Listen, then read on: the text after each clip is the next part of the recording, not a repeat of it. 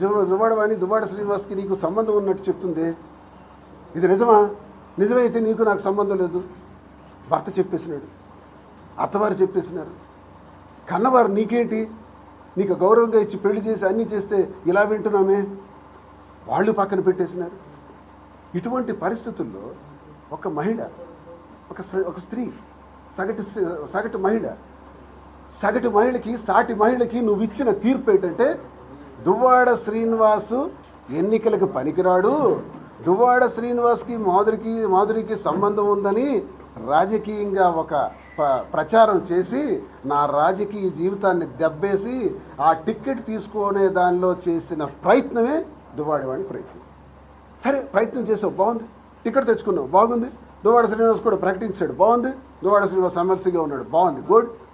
But మన వల్ల ఆ అమ్మాయి జీవితం రోడ్డెక్కి కన్నవారు అత్తవారు కోల్పోయి ఒక దశలో నాకు కలిసి సార్ మీ కుటుంబానికి నేనేం అన్యాయం చేశాను, ఏం ద్రోహం చేశాను, నాకు మీకు సంబంధాలు ఏంటి, ఎటువంటి రిలేషన్స్ మీకు నాకున్నాయి, మీ భార్య మీరు ఖండించరు. ఈ విషయాలన్నీ ప్రచారం చేయటం వల్ల అత్తవారు కన్నవారి దగ్గర సర్వస్వం కోల్పోయిన 3 పసిపిల్లలు ఉన్నారు.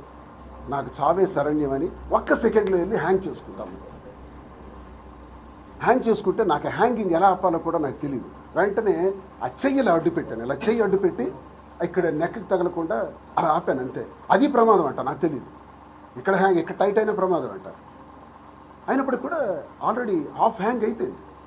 అయినప్పటికీ నా ఎదురుకి ఒక హోటల్లో ఇవన్నీ నాతో చెప్పడానికి వచ్చి ఆ ఇమోషనల్గా వెళ్ళి హ్యాంగ్ చేసి ఆ టైంలో నేను రక్షించి వెంటనే అది ఎలా లాగాలో నాకేం తోచిందో మొత్తానికి నేను బయట తెచ్చి చేశాను.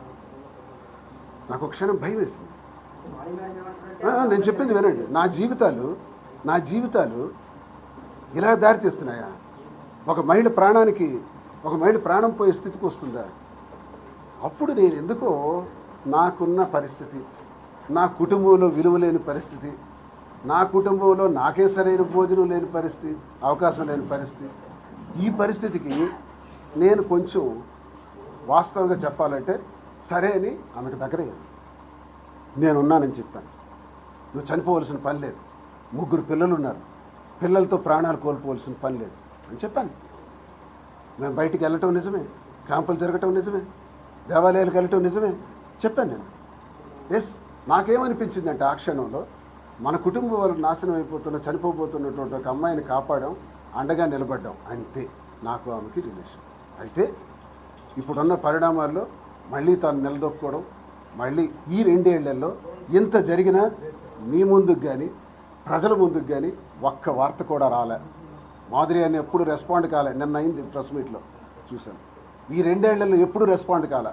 ఎందుకంటే నేను ఏది రెస్పాండ్ అయినా దువ్వాడ శ్రీనివాస్ గారికి మైనస్ అవుద్ది, ఆ కుటుంబానికి మైనస్ అవుద్ది. పోతే నేను పోతాను కానీ ఆ కుటుంబానికి నేను అబాస్పాలు చేయనన్న కాన్సెప్ట్తో ఆమె ఇంతవరకు ఉండిపోయి నిన్న ఆమె మీద ఏదో దుష్ప్రచారం చేసినందుకు ఆమె రెస్పాండ్ అయ్యారని నేను తెలుసుకున్నాను.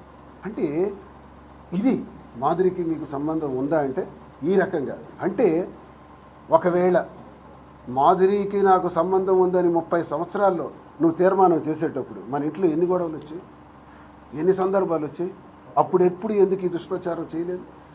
ఇప్పుడు ఎందుకు దుష్ప్రచారం చేసావు? కేవలం నన్ను చెడ్డ పేరు ద్వారా ఆ ఎమ్మెల్యే టికెట్ పొందడానికి. పొందిన తర్వాత కూడా ఊరుకుందా?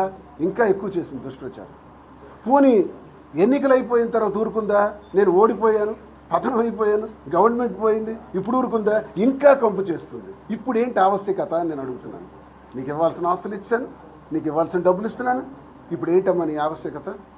ఇప్పుడు ఎందుకు చేస్తున్నావు? What is the reason? Yes, నేను చెప్తున్నాను కదా, అమ్మాయికి నాకు అనుకోకుండా దగ్గర స్నేహం అయినాం, అడల్టరీగా ఉంటున్నట్టు అనుకోవచ్చు. దీన్ని ఇంగ్లీష్లో జ్యుడిషియరీ లాంగ్వేజ్లో అడల్టరీ అంటారు. A married woman and a married man can have a friendship. This is called an adultery.